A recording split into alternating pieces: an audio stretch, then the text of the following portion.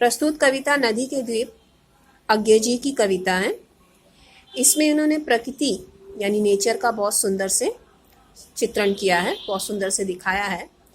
इसमें द्वीप, द्वीप किसको कहते हैं? एक्चुअल में द्वीप आइलैंड को बोलते हैं। वो कहाँ होता है? नदी के बीच में। उसको बनाता कौन है? नदी। तो इस नाते पहले पढ़ते हैं क्या लिखा है। हम नदी के द्वीप हैं, हम नहीं कहते कि हमको छोड़कर स्रोतवाहिनी बह जाए। इसमें द्वीप क्या बोल रहे हैं कि हम नदी के द्वीप हैं, हमें नदी ने बनाया है। इस नाते नदी क्या हुई? नदी हमारी माता हुई, माँ हुई। और हम कभी नहीं चाहेंगे कि हमारी माता स्रोतवाहिनी मतलब नदी, तो हमारी माता नदी हमें छोड़कर बह जाए, हमें छोड़ के चली जाए। वह हमें आकार देती है, हमारे कोण, गलियां, अंतरीप, उभार, सैकतकूल, सब गोलाइयाँ उसकी गढ़ी हैं। क्या कहते हैं द्वीप? कि नदी हमें बना रही है। हमारे सारे आकार, हमारे उभार, हमारी ऊंचाई, हमारे किनारे, गलियां, सब कुछ कौन बना रहा है? नदी बना रही है। सब कुछ उसका दिया हुआ है। तो यहाँ पर क्या है? द्वीप, द्वीप द्वारा, द्वीप जो है व्यक्ति यानी इंसान का प्रतीक है। द्वीप के द्वारा अज्ञे जी हमें जो बताने की कोशिश कर रहे हैं वो ये है कि द्वीप इंसान के लिए यूज हुआ है और नदी हमारी संस्कृति और सभ्यता, संस्कृति हमारी परंपराएं, दैट मीन्स हमारा कल्चर। ओके, तो हमें जो एक व्यक्ति को कौन पालता है, कहाँ रह के बढ़ता है, पलता है? संस्कृति में, संस्कृति और सभ्यता, परंपराओं के बीच में रह के पलता है, बढ़ता है। उसी से वो सीखता है। इस नाते वो क्या हुई? माँ हुई, माँ हुई। आगे पढ़ते हैं। माँ है वह, इसी से हम बने हैं, किंतु हम हैं द्वीप, हम धारा नहीं है। तो द्वीप क्या बोलते हैं? नदी हमारी माँ है क्योंकि उसने ही हमें बनाया है, परंतु हमारा अस्तित्व, हमारा एक अपना अस्तित्व है। हम नदी की धार नहीं बन सकते, नदी तो नहीं ना बन सकते। द्वीप तो नदी से, नदी के द्वारा बने हैं, पर फिर भी वो अलग हैं, उनका एक अपना अस्तित्व है। स्थिर समर्पण है हमारा, हम सदा से द्वीप हैं स्रोतवाहिनी के। तो क्या कहते हैं द्वीप? कि हमारा समर्पण स्थिर है, मतलब हम शुरू से ही यहाँ खड़े हैं और खड़े रहने में ही हमारी भलाई है, खड़े रहने में ही हमारी भलाई है। किंतु हम बहते नहीं हैं, क्योंकि बहना रेत होना है, कि हम बहेंगे नहीं नदी के साथ। नदी के पास है, नदी के साथ है, पर हम बह नहीं सकते, हमारा अस्तित्व अलग है। बहेंगे तो क्या रहेंगे? द्वीप रह जाएंगे?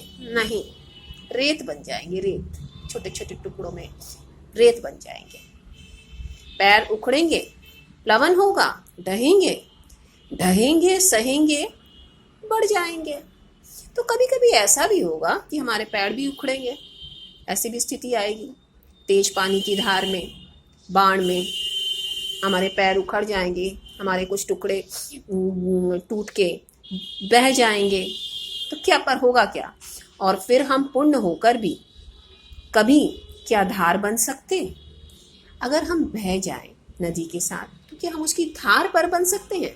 नदी की धार बन सकते हैं? नहीं, हम नदी की धार नहीं बन सकते। होगा क्या?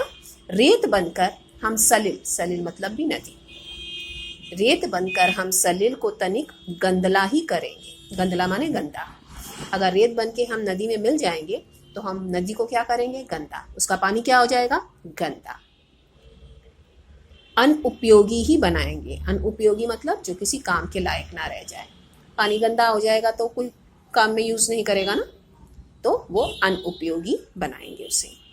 अब इसके द्वारा क्या कहना चाह रहा है कवि? कवि ये कहना चाह रहे हैं कि हमारी संस्कृति और परंपराएं जो हैं हमें आकार दे रही हैं, पर फिर भी हम उसके बीच में रह रहे हैं, पर फिर भी हमारा एक अलग अस्तित्व है। और हमें अपनी किसी भी हरकत से किसी भी ऐसे काम से अपनी संस्कृति और सभ्यता को गंदा नहीं करना है। कोई भी ऐसे काम नहीं करने हैं जिससे हमारी सभ्यता और संस्कृति बदनाम हो। क्लियर? आगे पढ़ते हैं। द्वीप हैं हम, यह नहीं है श्राप, यह अपनी नियति है।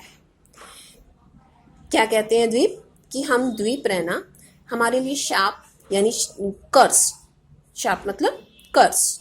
तो हमारे लिए शाप की बात नहीं है, ये हमारी नियति यानी भाग्य है। नियति मतलब भाग्य, हमारा भाग्य है, क्योंकि हमको द्वीप बनना ही लिखा है, हमारी किस्मत है, इसलिए हम द्वीप बने हैं। हम नदी के पुत्र हैं। नदी ने हमें बनाया है, तो इस नाते हम क्या हुए? नदी माता है तो हम नदी के पुत्र यानी बेटे हुए। बैठे हैं, बैठे नदी की क्रोड़ में। और कहाँ बैठे हैं? नदी की क्रोड़ यानी गोद। क्रोड़ मतलब गोद।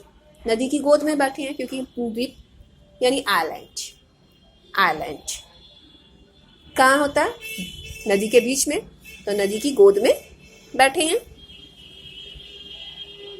वह वृहत भूखंड, वृहत मतलब होता है बहुत बड़ा, वृहत मतलब बहुत बड़ा। भू माने धरती, खंड माने टुकड़ा। भूखंड माने धरती का बड़ा सा टुकड़ा। तो नदी के उस तरफ क्या है? इस आइलैंड है बीच में, और साथ में क्या है? उधर भूखंड होता है, धरती का टुकड़ा होता है, जमीन होती है अटैच नदी से, तो वो उससे मिलाती है। नदी मिला रही है द्वीप को भूखंड से। ओके, तो इस नाते क्या हुआ? वह वृहत भूखंड से हमको मिलाती है, उस बड़े से धरती के टुकड़े से हमें मिलाती है, और वह भूखंड अपना पितर है।